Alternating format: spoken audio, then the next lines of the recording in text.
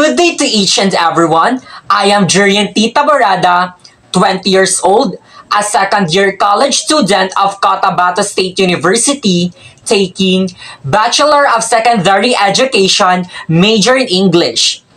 In this video presentation, I am going to have a discussion about the qualifications framework, specifically the ASEAN Qualifications Reference Framework.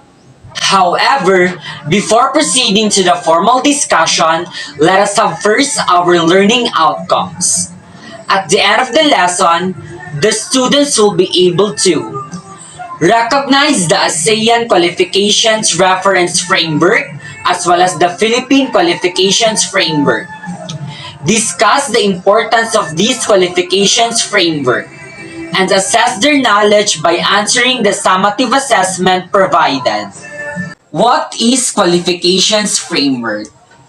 A qualifications framework is a formalized structure in which learning level descriptions and qualifications are used in order to understand learning outcomes.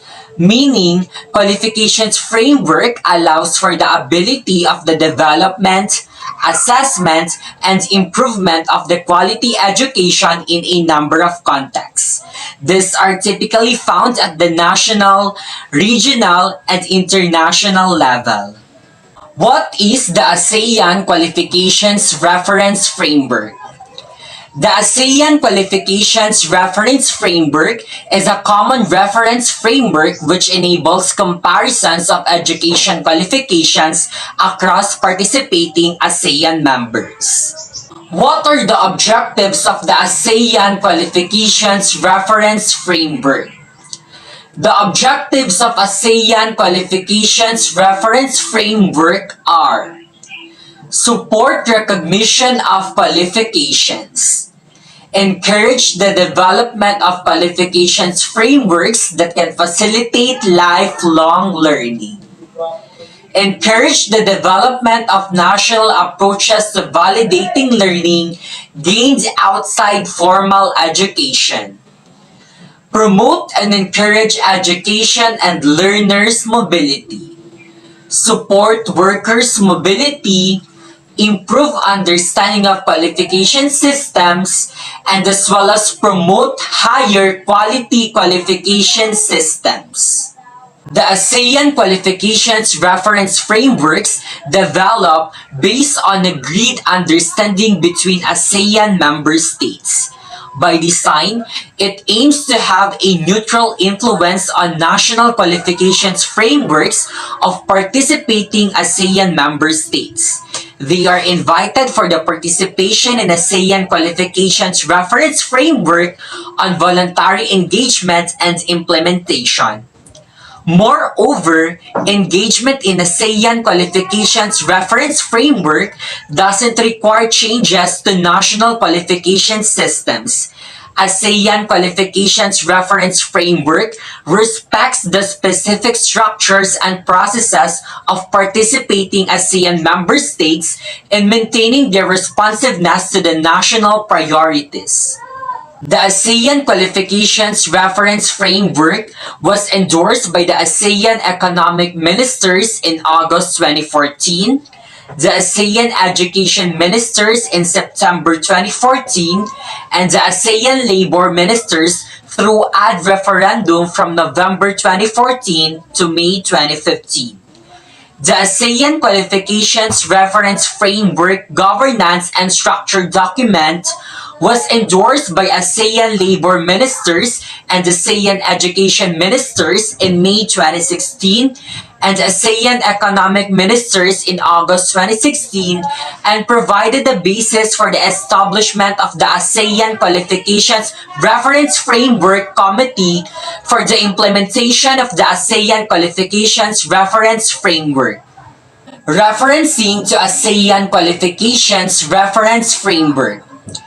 Referencing is a process that establishes the relationship between the 8th-level ASEAN Qualifications Reference Framework and national qualifications frameworks or qualification systems of participating ASEAN member states. The number of levels a national qualifications framework may differ and typically between 8 and 9 levels. ASEAN Qualifications Reference Framework would therefore improve the understanding of the qualification of each level of a national qualifications frameworks or qualification systems of the participating ASEAN member states. ASEAN Qualifications Reference Framework also works as an information tool in the facilitation of the recognition of qualifications and does not replace the decision-making process of the competent authorities in each ASEAN member states. In the long term, ASEAN qualifications reference frameworks could potentially serve as a meta framework in supporting the recognition of its levels against other regional qualifications framework and inter-regional recognitions. Interested ASEAN member states can choose to begin referencing according to their readiness. How does ASEAN Qualifications Reference Framework support National Qualifications Framework? Recognizing the difference in the development stages, with some ASEAN member states having established comprehensive national qualifications frameworks, others with sectoral frameworks, and some do not yet have any. ASEAN Qualifications Reference Frameworks aim to support and enhance ASEAN member states' national qualifications frameworks or national qualification standards by offering a mechanism in the facilitation of comparison, transparency, and higher quality qualification systems. ASEAN Qualifications Reference Frameworks is underpinned by a set of agreed quality assurance principles and standards and requires participating ASEAN member states in describing their education and training quality assurance systems. Complementing mutual recognition arrangements. ASEAN mutual recognition arrangements aims to facilitate the mobility of professionals within ASEAN through the recognition of qualifications, experience obtained, requirements met, or licenses or certifications.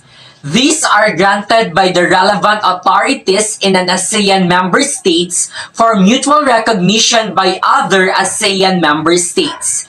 The ASEAN Qualifications Reference Framework complements and supports this process by enabling a broad comparison of qualifications across ASEAN member states.